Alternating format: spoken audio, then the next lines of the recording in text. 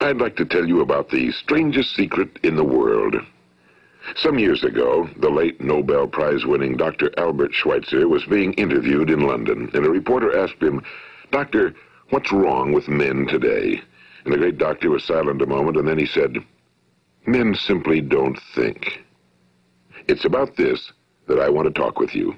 We live today in a golden age. This is an era that man has looked forward to, dreamed of, and worked toward for thousands of years. But since it's here, we pretty well take it for granted. We in America are particularly fortunate to live in the richest land that ever existed on the face of the earth, a land of abundant opportunity for everyone. But do you know what happens? Well, let's take 100 men who start even at the age of 25. Do you have any idea what will happen to those men by the time they're 65?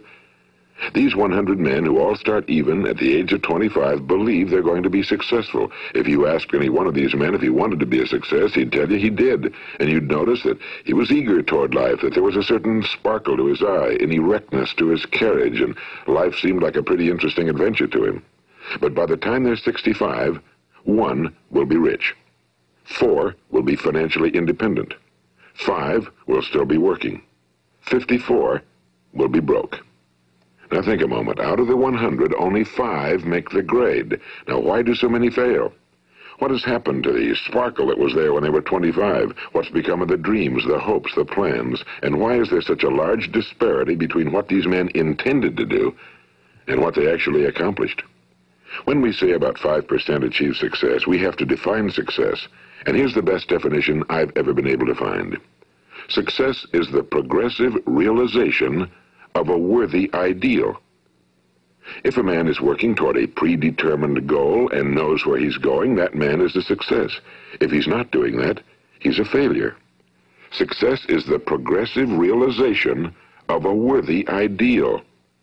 Rollo May, the distinguished psychiatrist, wrote a wonderful book called Man's Search for Himself. And in this book he says, the opposite of courage in our society is not cowardice. It is conformity. And there you have the trouble today. It's conformity, people acting like everyone else without knowing why, without knowing where they're going. Now think of it. In America right now, there are over 18 million people 65 years of age and older. And most of them are broke. They're dependent on someone else for life's necessities. Now, we learn to read by the time we're 7. We learn to make a living by the time we're 25. Usually by that time, we're not only making a living, we're supporting a family. And yet by the time we're 65, we haven't learned how to become financially independent in the richest land that has ever been known. Why? We conform. And the trouble is that we're acting like the wrong percentage group, the 95 who don't succeed. Now, why do these people conform? Well, they really don't know. These people believe that their lives are shaped by circumstances, by things that happen to them, by exterior forces. They're outer-directed people. A survey was made one time that covered a lot of men, working men, and these men were asked, why do you work? Why do you get up in the morning? 19 out of 20 had no idea.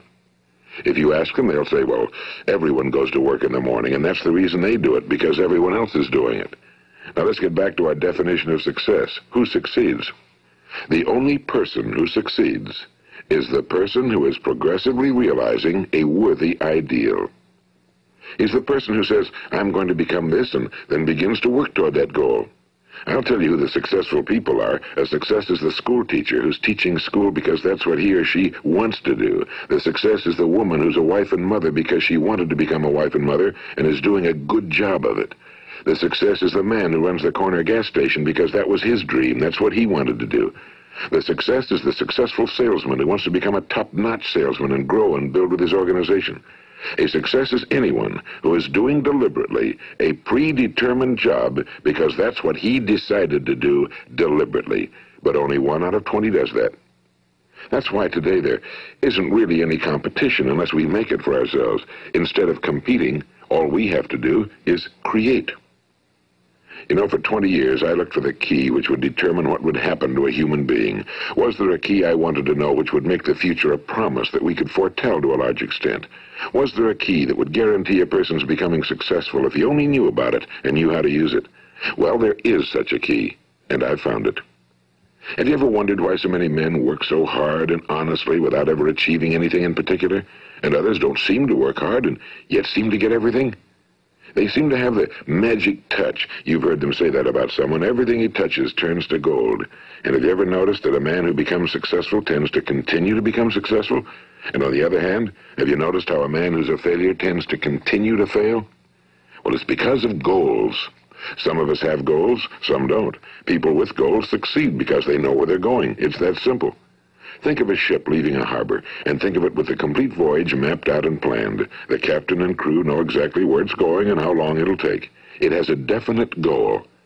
Now, 9,999 times out of 10,000, it will get to where it started out to get. Now, let's take another ship, just like the first, only let's not put a crew on it or a captain at the helm. Let's give it no aiming point, no goal, no destination. We just start the engines and let it go. I think you'll agree with me that if it gets out of the harbor at all, it will either sink or wind up on some deserted beach, a derelict. It can't go anyplace because it has no destination and no guidance, and it's the same with a human being. Take the salesman, for example. There's no other person in the world today with the future of a good salesman. Selling is the world's highest paid profession, if we're good at it and if we know where we're going. Every company needs top-notch salesmen, and they reward those men. The sky's the limit for them. But how many can you find? Someone once said the human race is fixed, not to prevent the strong from winning, but to prevent the weak from losing. The American economy today can be likened to a convoy in time of war. The entire economy is slowed down to protect its weakest link, just as the convoy had to go at the speed that would permit its slowest vessel to remain in formation. That's why it's so easy to make a living today. It takes no particular brains or talent to make a living and support a family today. So we have a plateau of so-called security, if that's what a person's looking for. But we do have to decide how high above this plateau we want to aim. Now let's get back to the strangest secret in the world, the story that I wanted to tell you today. Why do men with goals succeed in life and men without them fail? Well, let me tell you something which, if you really understand it, will alter your life immediately. If you understand completely what I'm going to tell you from this moment on, your life will never be the same again. You will suddenly find that good luck just seems to be attracted to you. The things you want just seem to fall in line, and from now on you won't have the problems, the worries, the gnawing lump of anxiety that perhaps you've experienced before. Doubt, fear, well, they'll be things of the past. Here's the key to success and the key to failure. We become what we think about. Now let me say that again. We become what we think about. Throughout all history, the great wise men and teachers, philosophers and prophets have disagreed with one another on many different things. It's only on this one point that they are in complete and unanimous agreement. Listen to what Marcus Aurelius, the great Roman emperor, said. A man's life is what his thoughts make of it. Disraeli said this. Everything comes if a man will only wait. I've brought myself by long meditation to the conviction that a human being with a settled purpose must accomplish it, and that nothing can resist a will that will stake even existence for its fulfillment. Ralph Waldo Emerson said this, a man is what he thinks about all day long. William James said, the greatest discovery of my generation is that human beings can alter their lives by altering their attitudes of mind. And he also said, we need only in cold blood act as if the thing in question were real, and it will become infallibly real by growing into such a connection with our life that it will become real. It will become so knit with habit and emotion that our interests in it will be those which characterize belief. And he also said, if you only care enough for a result, you will almost certainly attain it. If you wish to be rich, you will be rich. If you wish to be learned, you will be learned. If you wish to be good, you will be good. Only you must then really wish these things and wish them exclusively, and not wish at the same time 100 other incompatible things just as strongly. In the Bible, you read in Mark 9:23, if thou canst believe, all things are possible to him that believeth. My old friend Dr. Norman Vincent Peale put it this way, this is one of the greatest laws in the universe. Fervently do I wish I had discovered it as a very young man. It dawned upon me much later in life, and I found it to be one of the greatest, if not my greatest discovery outside of my relationship to God. The great law, briefly and simply stated, is that if you think in negative terms, you will get negative results. If you think in positive terms, you will achieve positive results. That is the simple fact, he went on to say, which is at the basis of an astonishing law of prosperity and success. In 3 words, believe and succeed. William Shakespeare put it this way: our doubts are traitors and make us lose the good we oft might win by fearing to attempt. George Bernard Shaw said, people are always blaming their circumstances for what they are. I don't believe in circumstances. The people who get on in this world are the people who get up and look for the circumstances they want, and if they can't find them, make them. Well, it's pretty apparent, isn't it? And every person who discovered this for a while believed that he was the first one to work it out. We become what we think about. Now, it stands to reason that a person who's thinking about a concrete and worthwhile goal is going to reach it, because that's what he's thinking about, and we become what we think about. Conversely, the man who has no goal, who doesn't know where he's going, and whose thoughts must therefore be thoughts of confusion and anxiety and fear and worry, becomes what he thinks about. His life becomes one of frustration and fear and anxiety and worry. And if he thinks about nothing, he becomes nothing. Now, how does it work? Why do we become what we think about? Well, I'll tell you how it works as far as we know.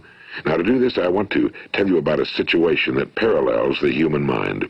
Suppose a farmer has some land, and it's good, fertile land.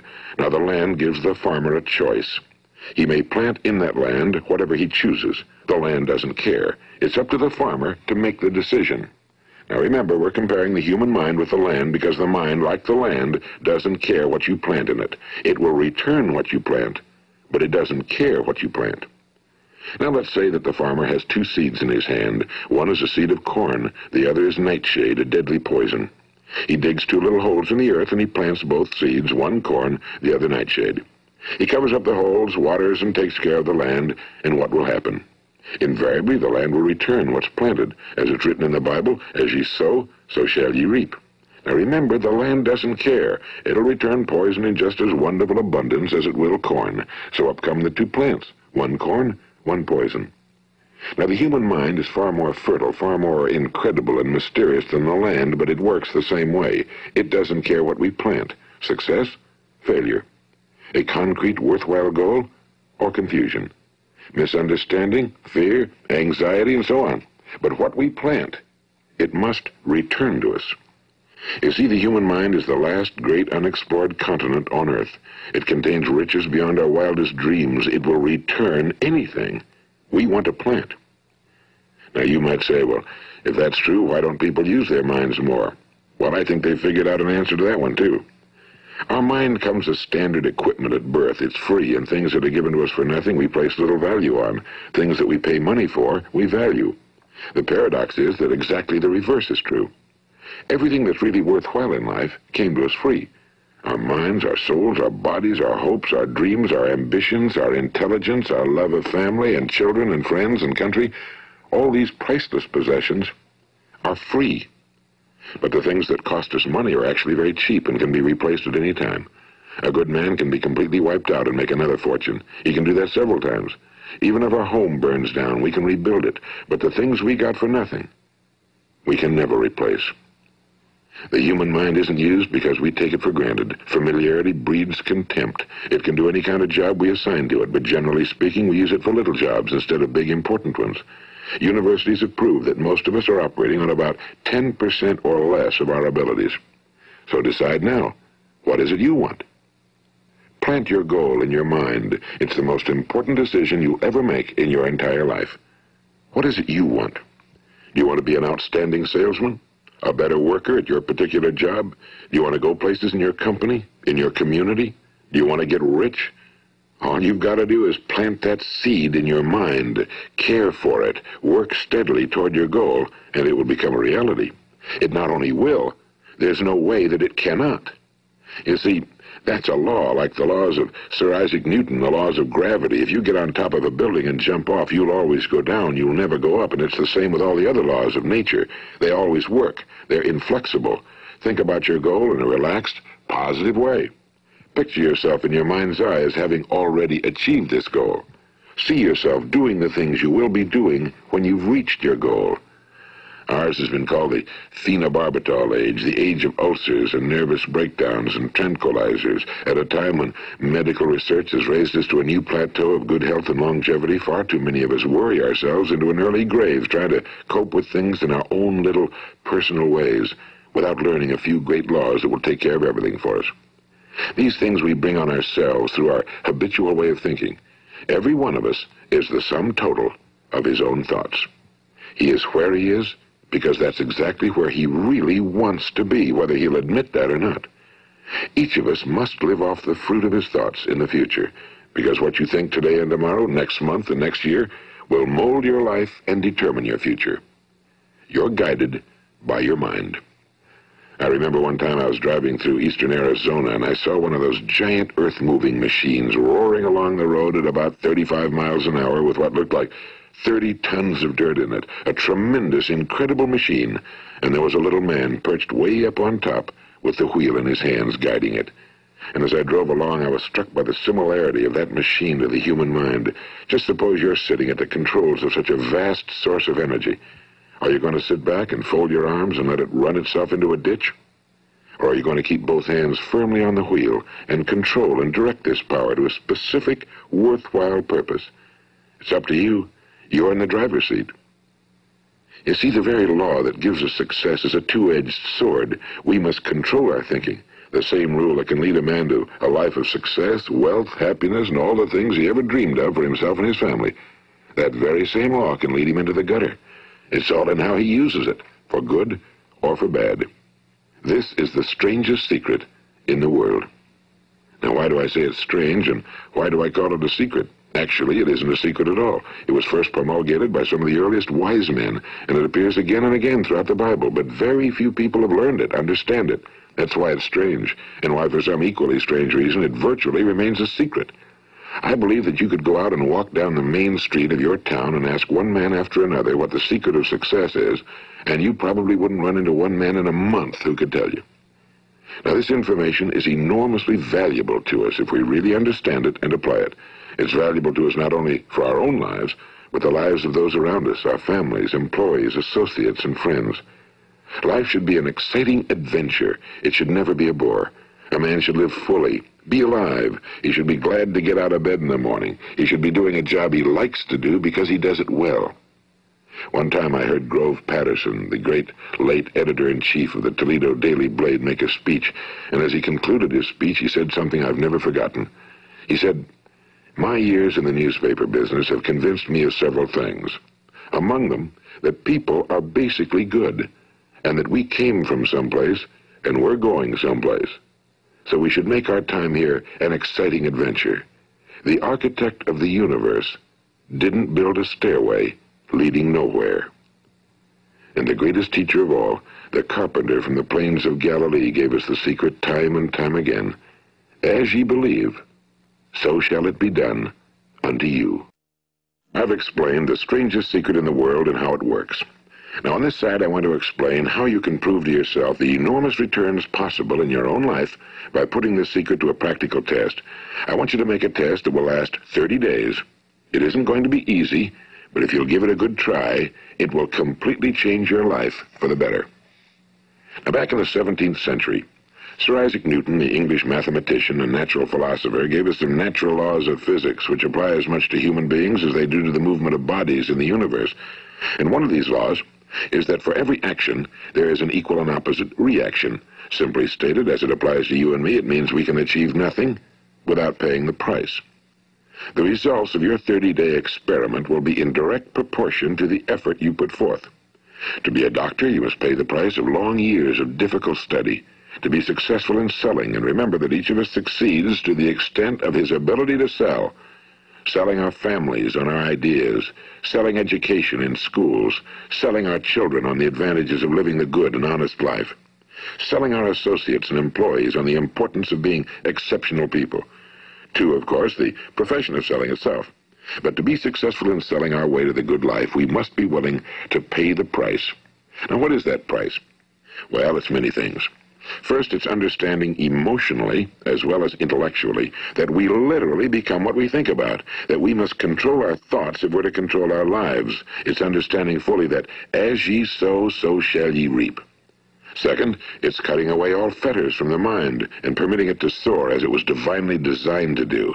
It's the realization that your limitations are self-imposed and that the opportunities for you today are enormous beyond belief. It's rising above narrow-minded pettiness and prejudice. And third, it's using all your courage to force yourself to think positively on your own problem, to set a definite and clearly defined goal for yourself, to let your marvelous mind think about your goal from all possible angles, to let your imagination speculate freely upon many different possible solutions, to refuse to believe that there are any circumstances sufficiently strong to defeat you in the accomplishment of your purpose, to act promptly and decisively when your course is clear, and to keep constantly aware of the fact that you are, at this moment, standing in the middle of your own acres of diamonds, as Russell Conwell used to point out. And fourth, save at least 10% of every dollar you earn. It's also remembering that no matter what your present job, it has enormous possibilities if you're willing to pay the price. Now let's just go over the important points in the price each of us must pay to achieve the wonderful life that can be ours. It is, of course, worth any price. 1. You will become what you think about. 2. Remember the word imagination and let your mind begin to soar. 3. Courage. Concentrate on your goal every day. 4. Save 10% of what you earn. And 5. Action. Ideas are worthless unless we act on them. Now, I'll try to outline the 30-day test I want you to make. Keep in mind that you have nothing to lose by making this test and everything you could possibly want to gain. There are two things that may be said of everyone. Each of us wants something, and each of us is afraid of something. I want you to write on a card what it is you want more than anything else. It may be more money. Perhaps you'd like to double your income or make a specific amount of money. It may be a beautiful home. It may be success at your job. It may be a particular position in life. It could be a more harmonious family. Each of us wants something.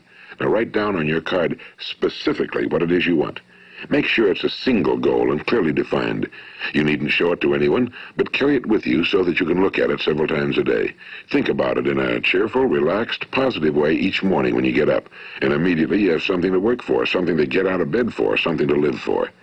Look at it every chance you get during the day and just before going to bed at night. And as you look at it, remember that you must become what you think about, and since you're thinking about your goal, you realize that soon it will be yours. In fact, it's yours really the moment you write it down and begin to think about it. Look at the abundance all around you as you go about your daily business. You have as much right to this abundance as any other living creature. It's yours for the asking. Now we come to the difficult part. Difficult because it means the formation of what is probably a brand new habit, and new habits are not easily formed.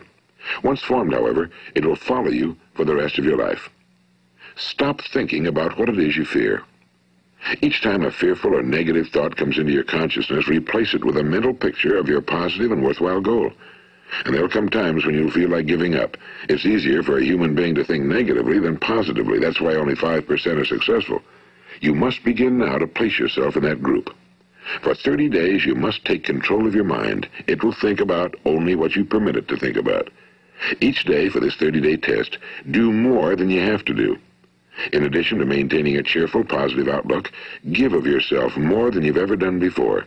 Do this knowing that your returns in life must be in direct proportion to what you give. The moment you decide on a goal to work toward, you're immediately a successful person. You are then in that rare and successful category of people who know where they're going. Out of every 100 people, you belong to the top 5. Don't concern yourself too much with how you're going to achieve your goal. Leave that completely to a power greater than yourself. All you have to do is know where you're going. The answers will come to you of their own accord and at the right time. Remember these words from the Sermon on the Mount, and remember them well. Keep them constantly before you this month of your test. Ask, and it shall be given you. Seek, and ye shall find. Knock, and it shall be opened unto you. For every one that asketh receiveth, and he that seeketh findeth, and to him that knocketh it shall be opened. It's as marvelous and as simple as that. In fact, it's so simple that in our seemingly complicated world, it's difficult for an adult to understand that all he needs is a purpose and faith. For 30 days, do your very best. If you're a salesman, go at it as you've never done before, not in a hectic fashion, but with the calm, cheerful assurance that time well spent will give you the abundance in return you deserve and want. If you're a homemaker, devote your 30-day test to completely giving of yourself without thinking about receiving anything in return, and you'll be amazed at the difference it makes in your life. No matter what your job, do it as you've never done it before for 30 days. And if you've kept your goal before you every day, you'll wonder and marvel at this new life you've found. Dorothea Brand, the outstanding editor and writer, discovered it for herself and tells about it in her fine book, Wake Up and Live. Her entire philosophy is reduced to the words, act as though it were impossible to fail. She made her own test with sincerity and faith, and her entire life was changed to one of overwhelming success. Now, you make your test for 30 full days. Don't start your test until you've made up your mind to stick with it. You see, by being persistent, you're demonstrating faith. Persistence is simply another word for faith. If you didn't have faith, you'd never persist. If you should fail during your first 30 days, by that I mean suddenly find yourself overwhelmed by negative thoughts, you've got to start over again from that point and go 30 more days. Gradually, your new habit will form until you find yourself one of that wonderful minority to whom virtually nothing is impossible. And don't forget the card. It's vitally important as you begin this new way of living. On one side of the card, write your goal, whatever it may be. On the other side, write the words we've quoted from the Sermon on the Mount. Ask, and it shall be given you. Seek, and ye shall find. Knock, and it shall be opened unto you. Nothing great was ever accomplished without inspiration. See that during these crucial first 30 days, your own inspiration is kept at a peak. And above all, don't worry. Worry brings fear, and fear is crippling. The only thing that can cause you to worry during your test is trying to do it all yourself. Know that all you have to do is hold your goal before you. Everything else will take care of itself. Remember also to keep calm and cheerful. Don't let petty things annoy you and get you off course. Now, since making this test is difficult, some will say, why should I bother? Well, look at the alternative. No one wants to be a failure. No one really wants to be a mediocre individual. No one wants a life constantly filled with worry and fear and frustration. Therefore, remember that you must reap that which you sow. If you sow negative thoughts, your life will be filled with negative things. If you sow positive thoughts, your life will be cheerful, successful, and positive. Now, gradually, you will have a tendency to forget what you've heard on this recording. Play it often. Keep reminding yourself of what you must do to form this new habit. Gather your whole family around at regular intervals and listen to what's been said here. You know, most men will tell you that they want to make money without understanding the law. The only people who make money work in a mint. The rest of us must earn money. This is what causes those who keep looking for something for nothing or a free ride to fail in life. The only way to earn money is by providing people with services or products which are needed and useful. We exchange our time and our product or service for the other man's money. Therefore, the law is that our financial return will be in direct proportion to our service. Now, success is not the result of making money. Making money is the result of success, and success is in direct proportion to our service. Most people have this law backwards. They believe that you're successful if you earn a lot of money. The truth is that you can only earn money after you're successful. It's like the story of the man who sat in front of the stove and said to it, "Give me heat, and then I'll add the wood." How many men and women do you know, or do you suppose there are today, who take the same attitude toward life? There are millions. We've got to put the fuel in before we can expect heat. Likewise, we've got to be of service first before we can expect money. Don't concern yourself with the money. Be of service, build, work, dream, create. Do this and you'll find there's no limit to the prosperity and abundance that will come to you. Prosperity, you know, is founded upon a law of mutual exchange. Any person who contributes to prosperity must prosper in turn himself. Sometimes the return will not come from those you serve, but it must come to you from someplace, because that's the law. For every action, there is an equal and opposite reaction. As you go daily through your 30-day test period, remember that your success will always be measured by the quality and quantity of service you render, and money is a yardstick for measuring this service. No man can get rich himself unless he enriches others. Now, there are no exceptions to a law. You can drive down any street in America and from your car estimate the service that's being rendered by the people living on that street. Had you ever thought of this yardstick before? It's interesting. Some, like ministers and priests and other devoted people, measure their returns in the realm of the spiritual, but again, their returns are equal to their service. Once this law is fully understood, any thinking person can tell his own fortune. If he wants more, he must be of more service to those from whom he receives his return. If he wants less, he has only to reduce his service. This is the price you must pay for what you want. If you believe you can enrich yourself by deluding others, you can end only by deluding yourself. It may take some time, but just as surely as you breathe, you'll get back what you put out. Don't ever make the mistake of thinking you can avert this. It's impossible. The prisons and the streets where the lonely walk are filled with people who tried to make new laws just for themselves. We may avoid the laws of man for a while, but there are greater laws that cannot be broken.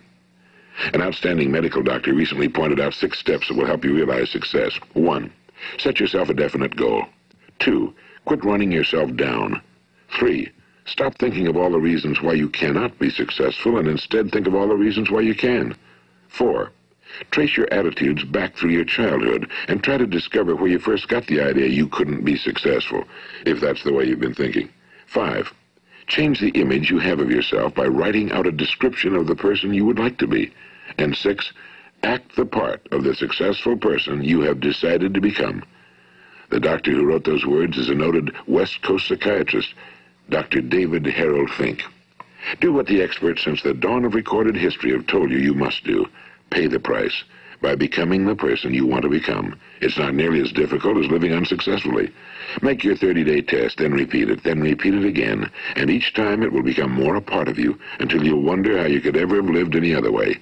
Live this new way and the floodgates of abundance will open and pour over you more riches than you may have dreamed existed. Money? Yes, lots of it. But what's more important, you'll have peace. You'll be in that wonderful minority who lead calm, cheerful, successful lives. Start today. You have nothing to lose, but you have a whole life to win. This is Earl Nightingale, and thank you.